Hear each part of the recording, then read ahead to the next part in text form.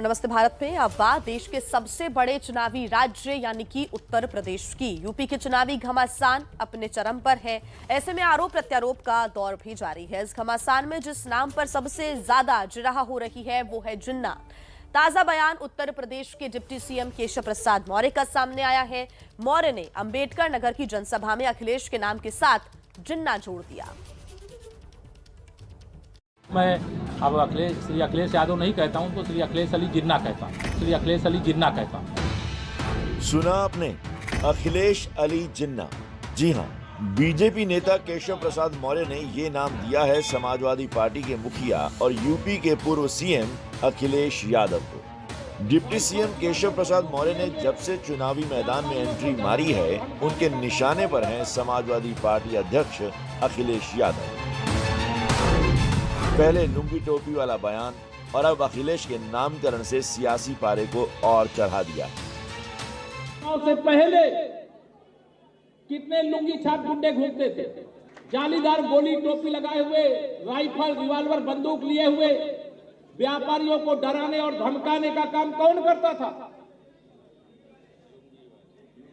आपकी जमीनों पर कब्जा करना और कब्जा कर ले तो शिकायत करने भी मत जाना, ऐसी धमकी कौन देता था? उनको तो मैं अब श्री अखिलेश यादव नहीं कहता हूं, उनको श्री अखिलेश अली जिन्ना कहता हूं। बता दें कि यूपी में जिन्ना की एंट्री अखिलेश यादव ने ही करवाई थी।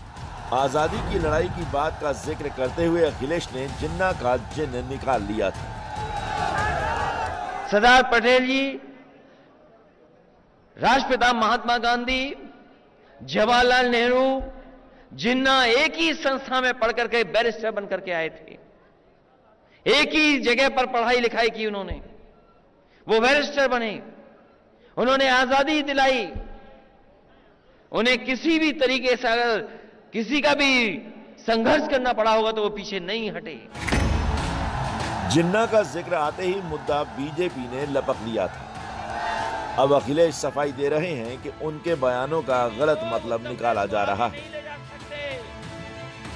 विभाजनकारी मानसिकता एक बार फिर से सामने आ गई जब उन्होंने सरदार पटेल को जिन्ना के समकक्ष रख करके देश तोड़क जिन्ना को महिमा मंडित करने का प्रयास किया है। मुझे लगता है भारत की जनता इस विभाजनकारी मानसिकता को कभी स्वीकार नहीं करेगी और उत्तर प्रदेश की जनता को हरगिज स्वीकार नहीं करेगी। इस दुष्प्रवृत्ति को कतई स्वीकार नहीं किया जा सकता है और पूरे समाज को और पूरे प्रदेश को इसकी निंदा करनी चाहिए।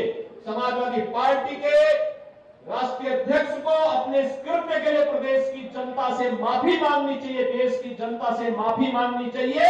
जिन्ना का शब्द उठाया, कम से कम भारतीय जनता पार्टी को उनके अपने पुराने मंत्री जिन्होंने किताब लिखी है उनके सबसे बुजुर्ग नेता के बारे में और उन नेता ने क्या कहा था जो बुक में है, कम से कम वो पढ़ना चाहिए।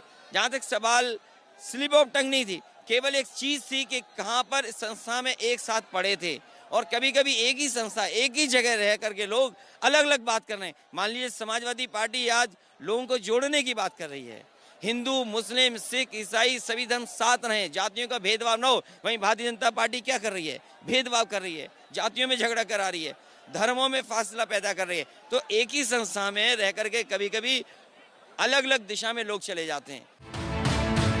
बीजेपी का कहना है कि जिन्ना विभाजन के लिए जिम्मेदार थे और ऐसे नेता की तुलना महान स्वतंत्रता सेनानियों से करना स्वतंत्रता सेनानियों का अपमान है। ऐसे में देखना यह है कि जिन्ना का चिन्ह यूपी चुनाव में किसकी मुराद पूरी करता है।